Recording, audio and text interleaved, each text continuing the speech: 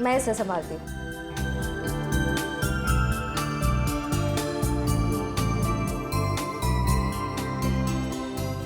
अरे इतनी बात मेरी समझ में नहीं आई। ये बड़े से बड़े मुजरिम को मैं आराम से निपट सकता हूं, पर छोटे बच्चे को संभालना जरा मुश्किल काम है ना। सर एक बात कहूं, आप कुछ भी कर सकते हैं, आपके लिए कोई काम मुश्किल नहीं है। बड़े बड़े गुनहगारों से निपट सकते हैं, छोटे बच्चों को संभाल सकते हैं। बस जरूरत है तो अपने अंदर छुपे हुए दया को बाहर निकालने की, जिसका दिल मोम जैसा है, जो सबकी कदर करते हैं, जो प्यार करना भी जानते हैं।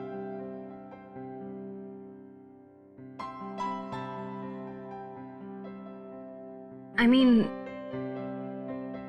जो सबकी इज्जत करना भी जानते हैं।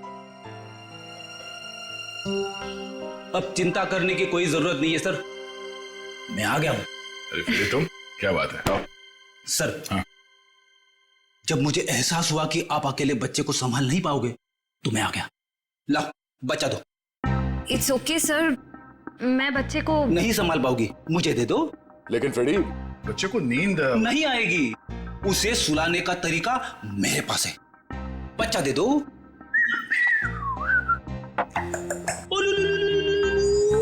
अला अला अला अला।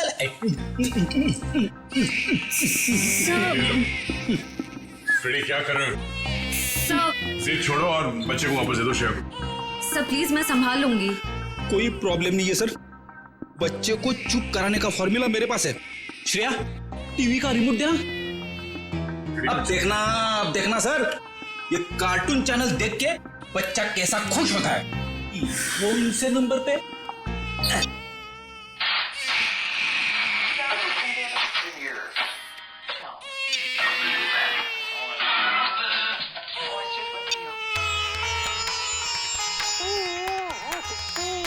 फिर एक मिनट, वो शास्त्रीय संगीत वाला चैनल फिर से लगाना।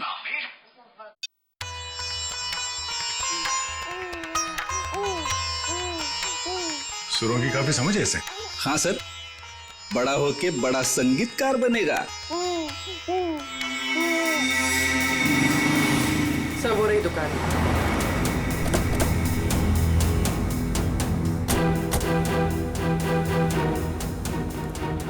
ये लो कस्टमर के कपड़े हैं, पैक कर दो। हाँ सर कहिए, कपड़े देने आए हैं या लेने आए हैं? अगर देने आए हैं तो 5 दिन के बाद ही मिलेंगे, और अगर लेने आए हैं तो मैं उम्मीद करता हूँ कि 5 दिन के बाद ही आए होंगे। सर मैं बहुत ही ईमानदार व्यापारी हूँ, और मैंने आज तक अपने किसी भी कस्टमर को कोई भी धोखा नहीं दिया है। हाँ ये कपड़े आपकी लॉन्ड्री में धुले हैं ना? जी हाँ मैडम, ये हमारी लॉन्ड्री के ही हैं। आप यही जानना चाहते हैं कि ये कपड़े किसके हैं? समझदार लगते हो, बता। हाँ एक मिनट, रघु बुक दो। मिल गया सर। ये कपड़े किसी गोपी नाम की औरत के हैं। गोपी, एड्रेस भी लिखा होगा उसमें? नहीं सर, एड्रेस तो नहीं है, लेकिन फ़ोन नंबर है। दो।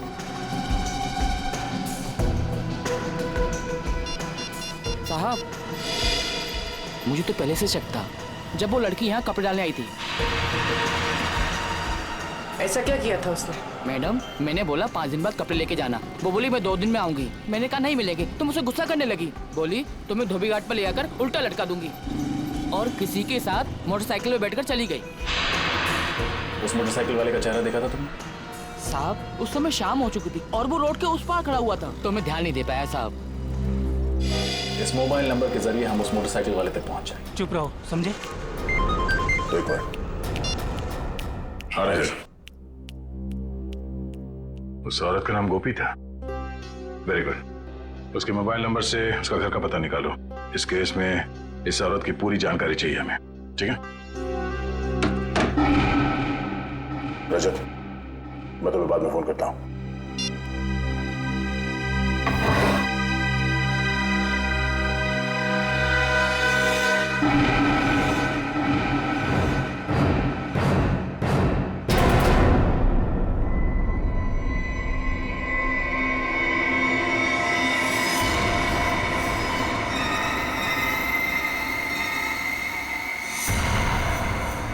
तुम फौरन अपनी बंदूक नीचे रख दो, वरना इस लड़की का भेजा बाहर कर देंगे।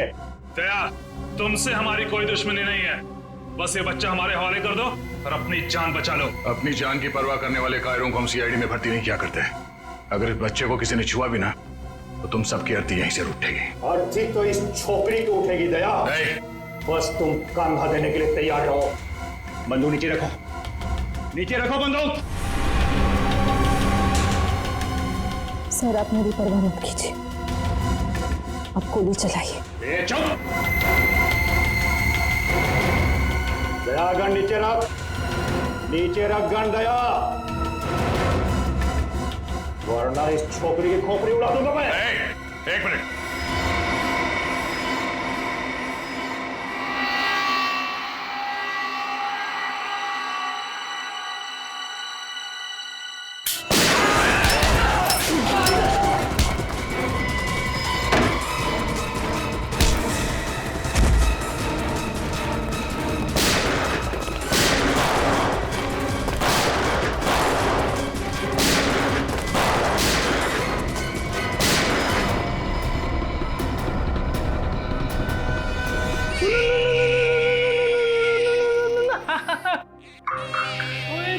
इतना छोटा सा मासूम बच्चा किसी का क्या बिगाड़ सकता है?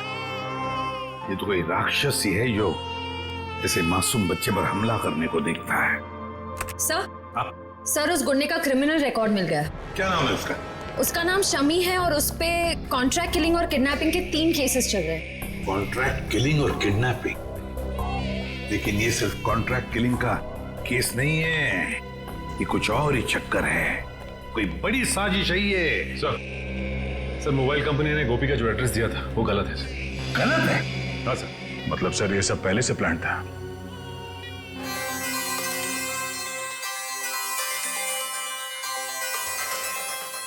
अरे वाइफ का फोन।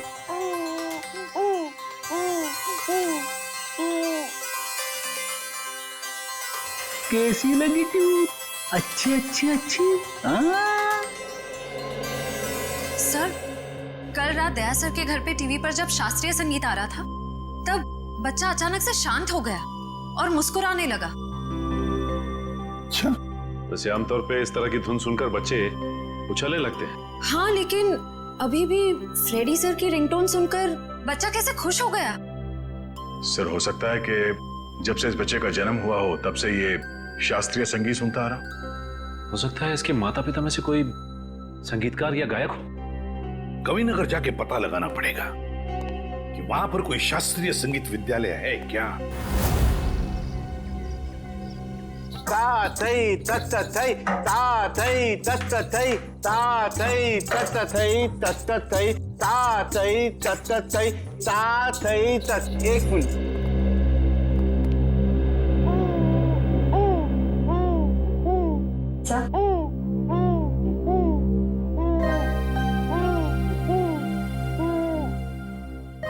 लगता है सही जगह पे हैं। नमस्ते। नमस्ते। अरे वाह, ये बच्चा तो बड़ा कोमल है, इसके पैर में कला भी नजर आती है, लेकिन नृत्य सीखने के लिए ये उम्र बहुत छोटी है। मास्टर जी हम यहाँ बच्चे को नृत्य सिखाने के लिए नहीं लाए हैं। तो फिर इस नन्ही सी जान को आप यहाँ क्यों ले आए? हम लोग सीआईडी से हैं और एक केस के सिलसिले में आपसे कुछ पूछताछ करने आए हैं। ओ जी, पूछिए।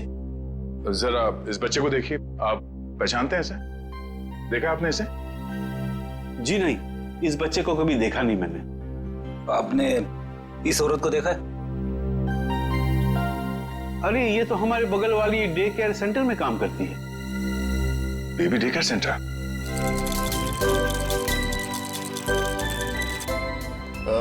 एक्सक्यूज मी, आप इस औरत को पहचानती हैं? ये तो गोपी है, हमारे यहाँ आया का काम करती है, लेकिन हुआ क्या ऐसे? कल एक ट्रक एक्सीडेंट में उसकी मौत हो गई है। खैर, आप इस बच्चे के बारे में क्या बता सकती हैं? इसका नाम बॉबी है और इसकी माँ का नाम जूही है। ये एलएसटी सोसाइटी में रहती है। LST society?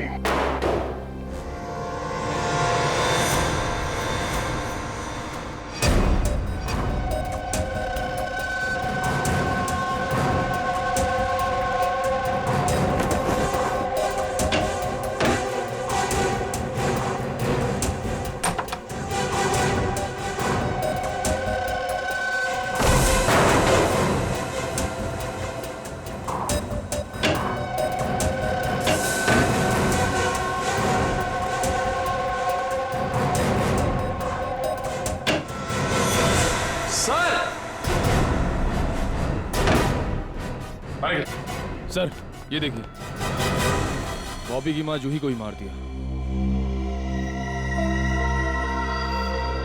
ये देखो, गोली गले और पेट पे मारी गई है।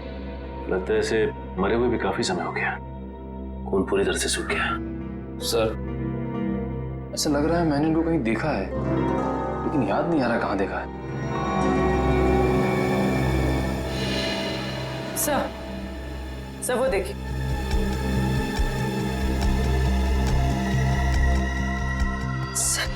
खून से सने हुए जूतों के निशान। ये देखो पूर्वी, ये चप्पल के निशान तो बिल्कुल वैसे ही है जैसी चप्पल गोपी ने पहनी हुई थी। इस औरत ने जो सैंडल पहने हुए थे, उस सैंडल के नीचे के हिस्से की तरफ हमें खून के कुछ अंश मिले, और वहां से भी हमें सूखा हुआ खून मिला था। अभी कोई संजोग तो नहीं हो सकता है ना सर? पर सर गोपी तो गुनहगारों की साथीदार थी, वो खिड़की से बच्चे को लेकर क्यों भागेगी? ये समझ में नहीं आ रहा कि वो यहाँ आई क्यों थी। वो तो नर्सरी में आया का काम करती थी ना। मगर सर जूही को मारने के बाद बच्चे को अगवा करने की क्या जरूरत थी? एक बच्चे से किसी का क्या फायदा हो सकता है? सर मुझे लगता है ये जूही के पति की फोटो है। लेकिन ये जूही की पति की फोटो है नहीं, बल्कि थी। हॉल में इस फोटो पे हार चढ़ा हुआ था। एक काम करो, इस कमरे को अच्छी तरह से छान मारो, देखो क्या मिलता है। सर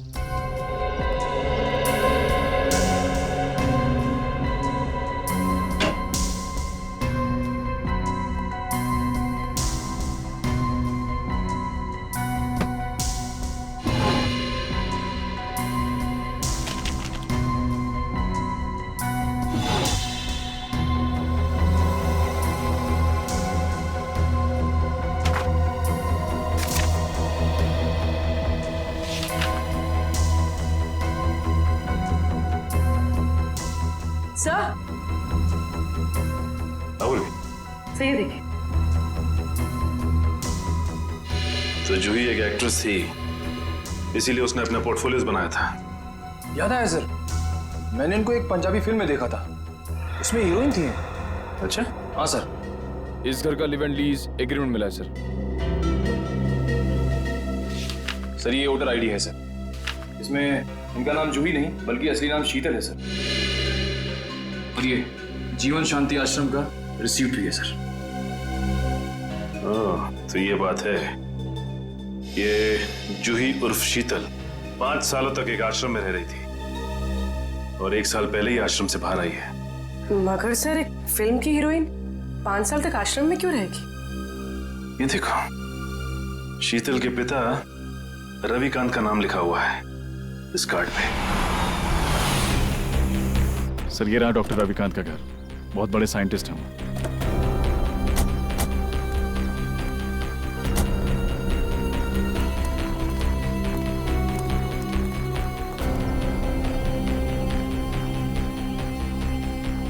सर ये घर तो लगता है काफी टाइम से बंद पड़ा है। हाँ रजत, ये देखो कितने दिनों के अखबार पड़े हैं यहाँ पर, ये सारे खत पड़े हैं। काम करो, इन दोनों घर के अंदर जाके अच्छी तरह से तलाशी देखता हूँ ये चिट्ठियां क्या है।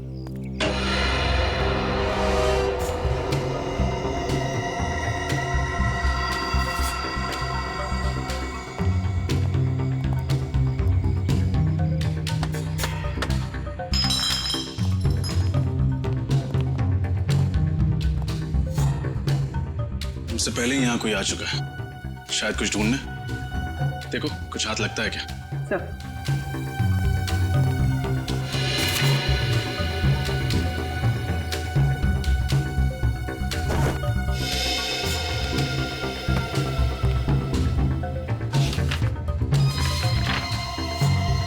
Legal notice? अरे सुनिए सुनिए, देखिए मैं सीआईडी से हूं। एक बात बताइए, आप रविकांत जी को जानते हैं? हाँ सर, 10 सालों से वो मेरे पड़ोसी हैं। अचानक उनकी मौत की खबर सुनकर बहुत दुख हुआ। अचानक मौत हो गई रविकांत जी की? कब, कैसे? गाड़ी की स्पीड इतनी तेज थी कि वो कंट्रोल नहीं कर सके और वो जाके नदी में गिर गए। Oh my God. कुछ मिला? नहीं सर। ये रविकांत जी का एक्सीडेंट ही था या? एक्सीडेंट ही था सर। ठीक है, थैंक यू वेरी मच, अब जा सकते हैं। नोटिस कैसी?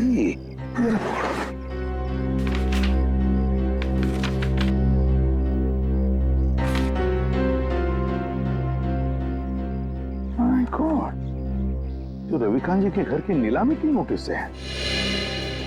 सर इतनी जल्दी ही नोटिस? पिछले महीने तो रविकांत जी की मौत हुई थी। तो पूर्वी पिछले महीने रविकांत जी की मौत होगी, उसके बाद में उनकी बेटी शीतल की मौत। ये कोई कोइंसिडेंस नहीं हो सकता, कोई इत्तेफाक नहीं है, ये कुछ और ही चक्कर है, कुछ ना कुछ तो गड़बड़ जरूर है। और फिर अब शीतल के बच्चे की भी जान को खतरा है। इस रविकांत जी के एडवोकेट से मिलना पड़ेगा, वकील से मिलना पड़ेगा, पता लगाना पड़ेगा इस घर के नीलामी का राज क्या है। ओ, रविकांत जी की प्रॉपर्टी की नीलामी की नोटिस ये तो मैंने बनवाई है, लेकिन आपको कहां से मिली? उनके घर से। एक और बात, उनकी बेटी शीतल का किसी ने खून कर दिया। शीतल का खून? लेकिन ये किसने किया? उन्हीं का पता लगाने ही तो हम आपके पास आए हैं। मैं कुछ समझा नहीं। रविकांत जी और शीतल के बाद इस मकान पर हक किसका बनता है? शीतल जी के बेटे बॉबी का। सिर्फ मकान पर ही नहीं, कसारा में जो 50 एकड़ जमीन है वो भी बॉबी के नाम हो जाएगी। अच्छा, और ये नीलामी का आइडिया किसका था? रविकांत जी के छोटे भाई राकेश का। राकेश? इस राकेश के बारे में और कुछ जानते हैं? जी हाँ, दरअसल उनके परिवार को मैं पिछले 15 साल से जानता हूँ। उनके सारे लीगल मैटर्स मैं ही देखता हूँ। रविकांत और राकेश के पिताजी की जब मृत्यु हुई तो उनके प्रॉपर्टी का सबसे बड़ा हिस्सा रविकांत को मिला और सिर्फ 15% राकेश को। ऐसा क्यों किया उनके पिता? क्योंकि राकेश के तौर तरीके और आलसीपन की वजह से उनके पिताजी काफी नाराज थे और उनको राकेश पर भरोसा नहीं था। तो इस बात से तो राकेश जी को बहुत गुस्सा आया होगा। जी हाँ, बहुत। इतना ही नहीं, उसने अपने भाई के साथ सारे रिश्ते नाते तोड़ दिए थे। फिर अचानक दिवाली के दिन आकर गले मिले और सारे गिले शिकवे दूर हो गए। हो सकता है ये राकेश की चाल हो, रविकांत जी का भरोसा जीतकर उनकी पीठ पर वार करने की। सर ये भी तो हो सकता है कि बॉबी को राकेश जी ने अगवा करवाया हो। ये तो राकेश से मिलकर ही पता चलेगा।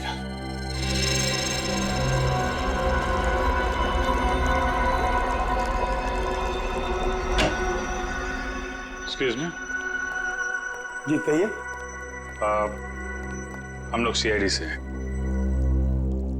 डॉक्टर रविकांत के बारे में तो आप लोग जानते ही होंगे। जी डॉक्टर रविकांत मेरे गुरु जैसे थे। आप? जी मेरा नाम फनीश है। इस लैब में जो भी रिसर्चेज होती हैं उन्हें मैं फाइनेंस करता हूँ। मिस्टर फनीश, हम डॉक्टर रविकांत की मौत के बारे में आप लोगों से कुछ पूछताछ करने हैं। उनकी मौत से तो हम सबको बहुत बड़ा सदमा पहुंचा है सर। न केवल इस लैब का बल्कि हमारे देश का भी बहुत बड़ा नुकसान हुआ है।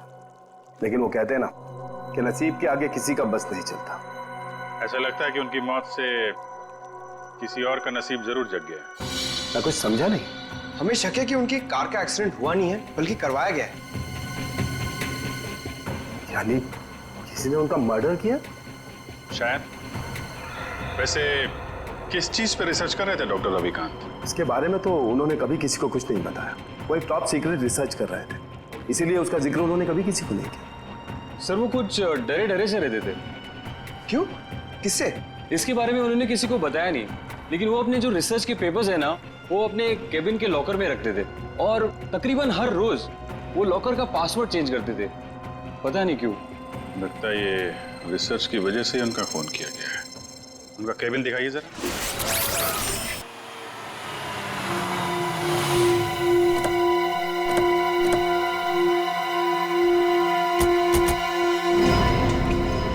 गाड़ी तो यहीं खड़ी है, राकेश घर में ही होगा।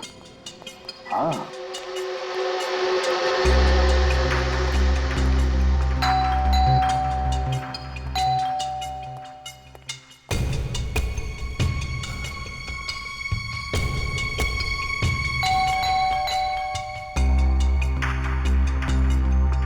तो लगता है घर में कोई नहीं है, कोई दरवाजा नहीं खोल रहा।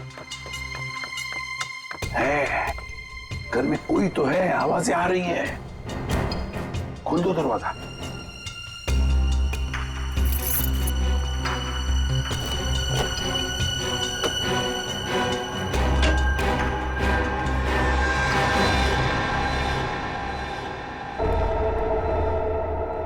संभल के, 3 खून किए उसने।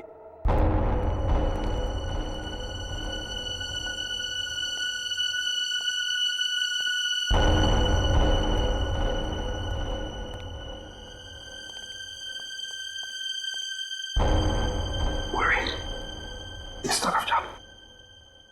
Sir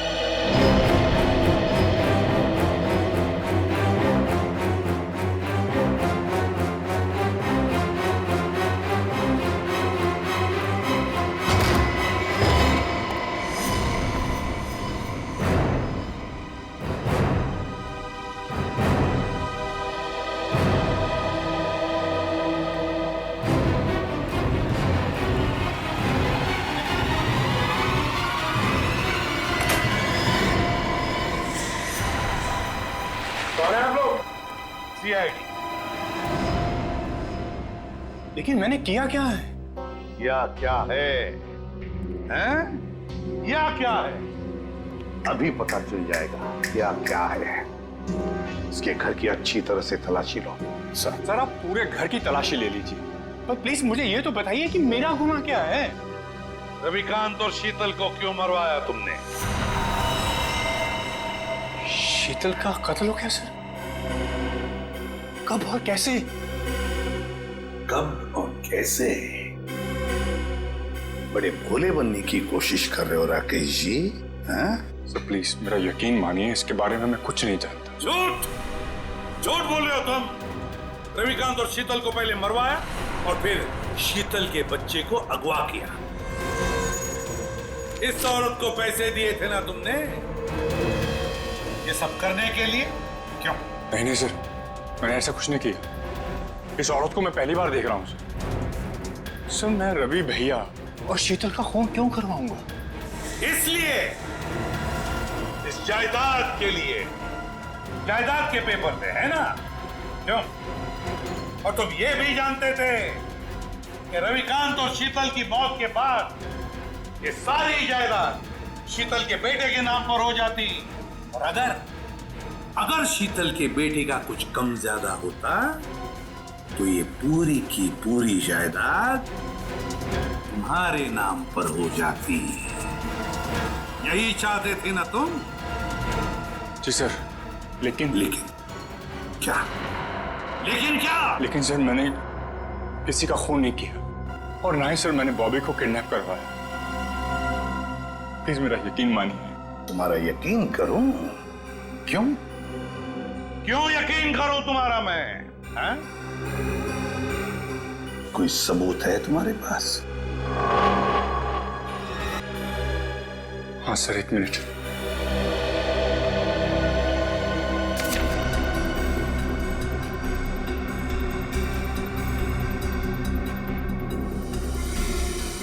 Ravikant charity foundation, 50 lakh रुपए।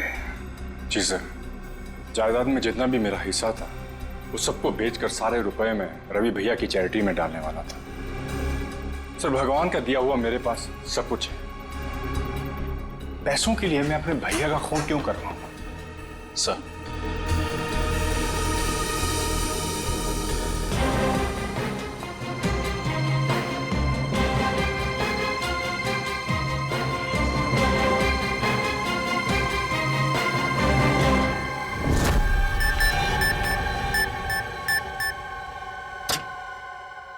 ये क्या?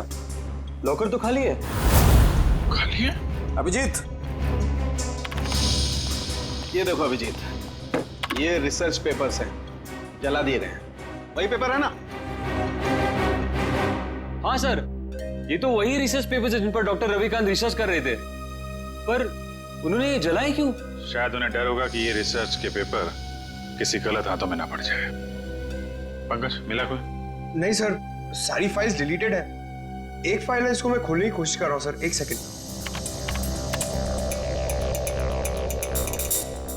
सर खुल गई। क्या है इसमें? पता नहीं, साइंस के आई थिंक कोई फॉर्मूलाज है, मेरे तो कुछ समझ में नहीं आ रहा है। मैं देखता हूँ।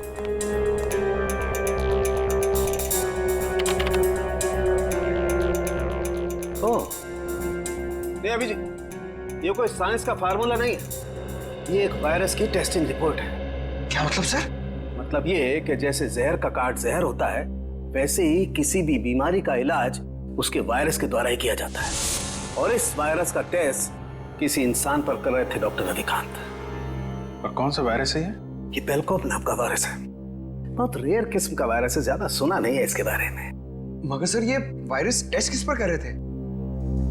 माय गॉड, माय गॉड, मैं समझ गया अभिजीत। अरे है कौन वो? अभी नहीं, 1 घंटे के बाद मैं तुम्हें ब्यूरो में मिलता हूँ, कंफर्म कर लूं फिर बताता हूँ। सचिन, पता चला डॉक्टर रविकांत लैब में क्या बना रहा था? नहीं सर, अब तक तो कुछ नहीं पता चला। सालू के साहब कह के गए हैं कि 1 घंटे में वापस आता हूँ फिर। बॉस, पता चल गया, मैंने गुत्थी सुलझा ली। यार तू फिर बता ना सालू के। बॉस, उस रिसर्च लैब में हमने जिस पेशेंट की रिपोर्ट देखी थी, उसमें पोलकोप नाम का वायरस था। ये कौन सा वायरस है? वही तो पता लगाना है, लेकिन एक टेंशन है बॉस। किस बात की टेंशन? बॉस, मैंने जब पता लगाया तो पता लगा कि पोलकोप नाम का वायरस तो है ही नहीं। अरे तो फिर सालू के साहब, उस मरीज के शरीर में ये वायरस आया कहाँ से? वही तो बॉस, मैंने जब उस बच्चे का ब्लड टेस्ट किया दोबारा से, तो पता ये चला कि उसे हिस्लेक्सिया नाम की बीमारी है, सांस लेने की बीमारी, जिसका कहीं कोई इलाज नहीं है। लेकिन जब मैंने बच्चे का ब्लड टेस्ट किया तो पता ये चला कि हिस्लेक्सिया का असर उसके शरीर में, उसके खून में धीरे धीरे कम हो रहा है। वो कैसे? वही तो प्रॉब्लम है बॉस। जब मैंने बच्चे का ब्लड टेस्ट दोबारा से किया तो पता लगा कि उसके शरीर में अलग अलग किस्म के वायरस हैं, जिसकी वजह से हिस्लेक्सिया का असर उसके खून में धीरे धीरे कम हो रहा है। और इन्हीं वायरस में से पोलकोप वायरस भी है। मतलब वो टेस्ट रिपोर्ट बच्चे की थी? हाँ बिल्कुल। मतलब ये जो कुछ भी हुआ है इस पोलकोप वायरस की वजह से ही हुआ है। कोई तो है जो इस पोलकोप वायरस पर कब्जा करना चाहता है। हाँ सर, डॉक्टर रविकांत ने वायरस के सारे सैंपल और रिसर्च के सारे मटेरियल तबाह कर दिया, बर्बाद कर दिया सर। अब ये वायरस सिर्फ बच्चे के अंदर है। मतलब सचिन, बच्चे की जान को खतरा है।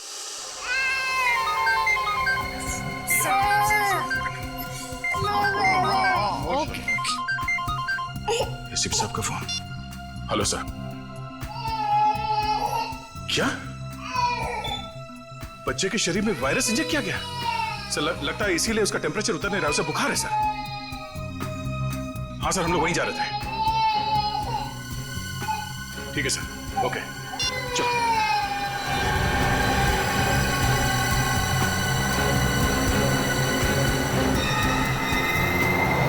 चलो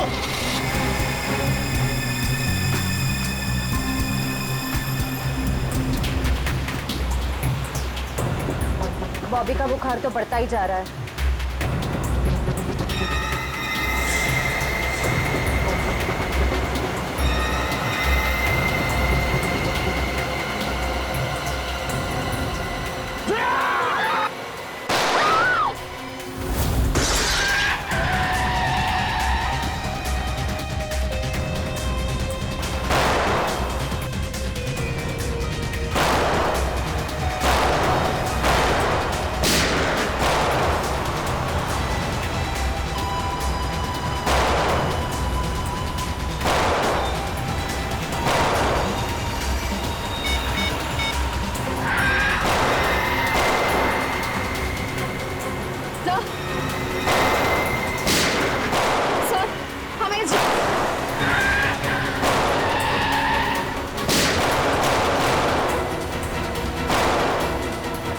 तुम ठीक हो?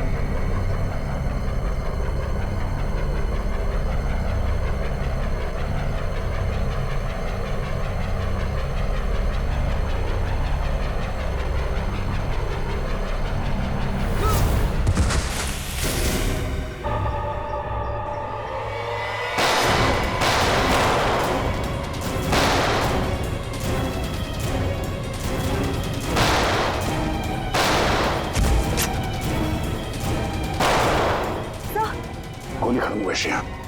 रख तेरा खेल खत्म हो गया। चल कर नीचे रख।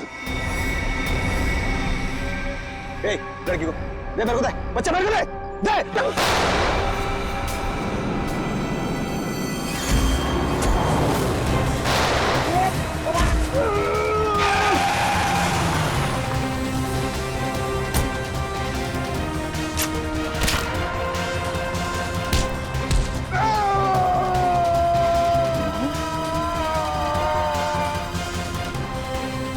शेर का शिकार करने निकले थे गीदड़ लोग।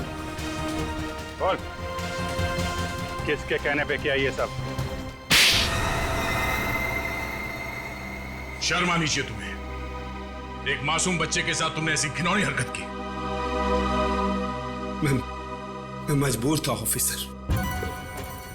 मैंने डॉक्टर रविकांत की रिसर्च पर लाखों रुपए खर्च किए, यह सोचकर कि रिसर्च कामयाब होगी तो मैं करोड़ों रुपया कमाऊंगा, मेरी कंपनी के शेयर्स फिर से टॉप पर आ जाएंगे। लेकिन डॉक्टर रविकांत अपने इन्वेंशंस तुम्हें नहीं बल्कि सरकार को देना चाहते थे ताकि हमारे देश के आम लोगों को फायदा हो, पर यह बात तुम्हें बर्दाश्त नहीं हुई। कैसे बर्दाश्त होती सर? लाखों रुपए का जुआ मैंने खेला, सारा रिस्क मैंने अकेले ने उठाया, और डॉक्टर रविकांत वो फार्मूला गवर्नमेंट को देना चाहते थे जो मुझे उसके लिए फूटी कौड़ी नहीं देते थे। और ये बात उन्हें समझाने की मैंने बहुत कोशिश की, पर उन्होंने मेरी एक नहीं सुनी सर। बॉबी को अगवा करने का प्लान तुम्हारा ही था ना? हाँ सर, और जब मुझे पता चला कि डॉक्टर रविकांत ने वो वायरस बॉबी की बॉडी में इंजेक्ट कर दिया है तो मैंने गोपी को आया बनाकर वहां भेजा और बॉबी को अगवा करने का प्लान बनाया। लेकिन जब गोपी को तुम्हारे घिनौने इरादों के बारे में पता चला तो उसके अंदर की ममता जाग गई और वो बॉबी को लेकर भाग गई। और उसी की बेवकूफी की वजह से मेरा सारा प्लान चौपट हो गया। अपनी मौत की वो खुद जिम्मेदार है। तुम जैसे हैवानियत के पुतले इंसानियत के बारे में कभी समझ नहीं पाओगे। तुम्हें तो ऐसी सजा होनी चाहिए जिसे देखकर हैवानों की रूह कांप उठे।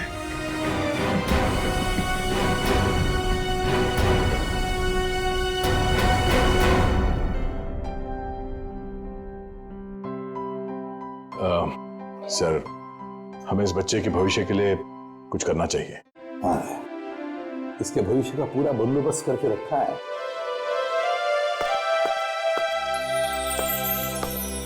सर जी, सर जी, आज के बाद बॉबी को मैं संभालूंगा।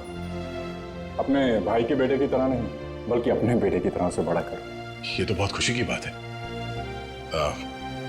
लेकिन जिंदगी में कभी इस बच्चे को किसी मदद की जरूरत पड़े तो हमें जरूर याद करना। बहुत खुशी होगी हमें। Thank you.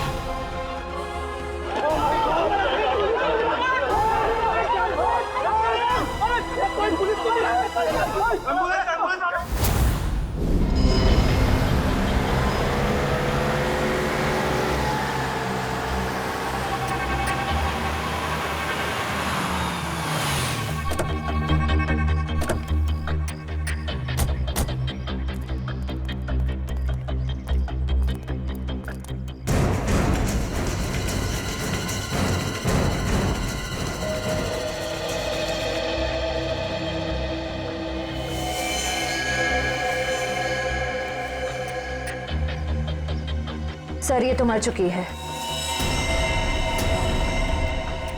रेडी, एम्बुलेंस को फोन करो।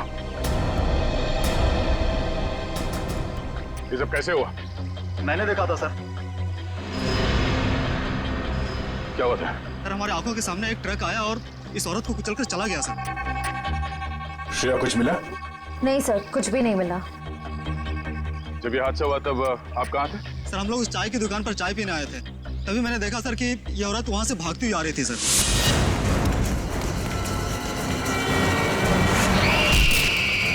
सर शायद ये स्पीड में आते हुए ट्रक को देखकर डर गई होगी, इसे पता ही नहीं चला होगा कि क्या करे। पर उस ट्रक ड्राइवर को तो पता होना चाहिए था कि उसे क्या करना है। वो ब्रेक लगा सकता था, ट्रक को दूसरी ओर मोड़ सकता था, या फिर एक्सीडेंट के बाद पुलिस स्टेशन में जाके अपने आप को सरेंडर कर सकता था। एक औरत को ठोकर मार के भागना, ये कहाँ की इंसानियत है? सर वो इंसान नहीं, हैवान था सर। वो ट्रक को फुल स्पीड में लेकर आया सर और इस औरत को कुचलकर चला गया। तुमने उस ट्रक का नंबर नोट किया, नंबर देखा था? हाँ सर।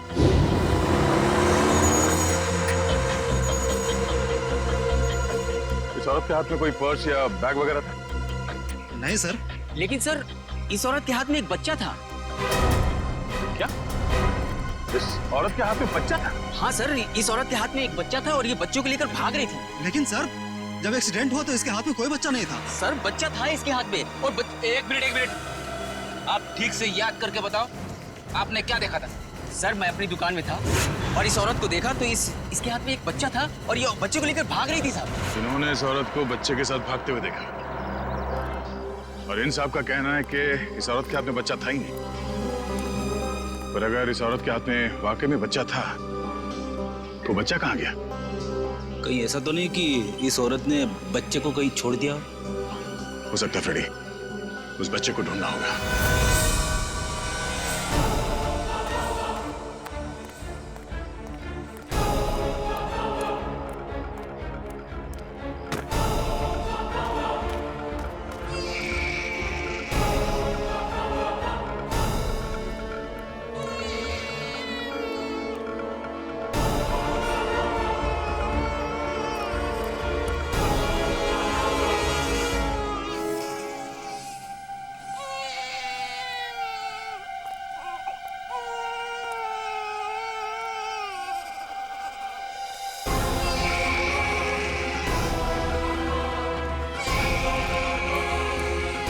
आप रेडी? सर बच्चा टोकरी में है सर। अरे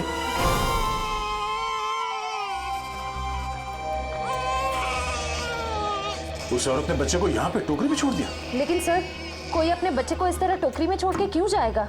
हाँ साहब कहिए। ये बच्चा यहाँ इस टोकरी में कैसे आया? बच्चा? हाँ सर मुझे नहीं पता, मैं तो अपनी दुकान लगा रहा था, फल लेने गया था। इसका मतलब है मरने से पहले इस औरत ने इस बच्चे को यहाँ टोकरी में रखा। हमें उस मरी हुई औरत का पता लगाना है और ये बच्चा। इस बच्चे को हम अपने साथ लेके चलते हैं। इस बच्चे का ख्याल रखना हमारा फर्ज है। पहले ये पता करते हैं कि इस बच्चे के परिवार में है कौन। सर उस औरत के बैकग्राउंड के बारे में तो कुछ पता नहीं चला, पर डॉक्टर सालुंके ने कुछ जरूरी बात पता लगा ली है। वो क्या? इस औरत का और उस बच्चे का खून का कोई रिश्ता नहीं। क्या इस बच्चे का और उस औरत का डीएनए मैच नहीं हो रहा है? जी सर। इसका एक ही मतलब हो सकता है दया, उस औरत ने इस बच्चे को चुरा लिया और फिर वो भाग रही थी। हो सकता है सर। काम करना पड़ेगा, मिसिंग पर्सन ब्यूरो से पता लगाना पड़ेगा कि क्या किसी ने बच्चा गायब होने की रिपोर्ट दर्ज करवाई है क्या। और डॉक्टर सालुंके का इस बच्चे की माँ के बारे में भी कुछ कहना है सर। क्या? इस औरत ने जो सैंडल पहने हुए थे उस सैंडल के नीचे के हिस्से की तरफ हमें खून के कुछ अंश मिले। उस खून का डीएनए करने से पता चला कि उस खून का डीएनए और उस बच्चे के खून का डीएनए आपस में मैच होते हैं और उस औरत की उम्र जिसका वो खून है लगभग 28 से 30 साल होनी चाहिए। खून के निशान? फिर जरूर इस बच्चे की माँ बुरी तरह से घायल हुई होगी।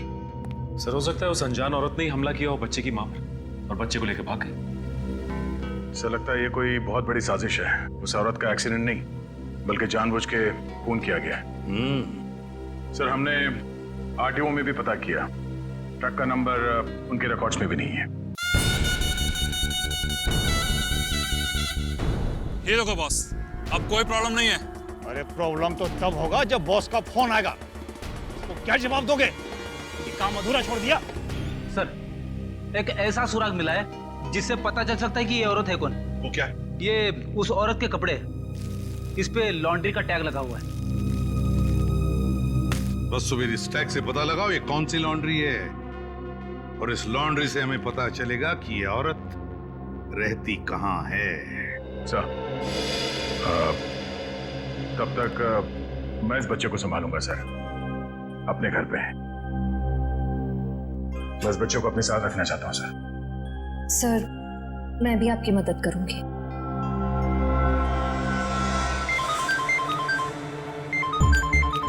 उसी का फोन है। सलाम बॉस। मुझे वो बच्चा किसी भी हालत में जिंदा चाहिए, किसी भी हालत में। समझ गए तुम? जी बॉस।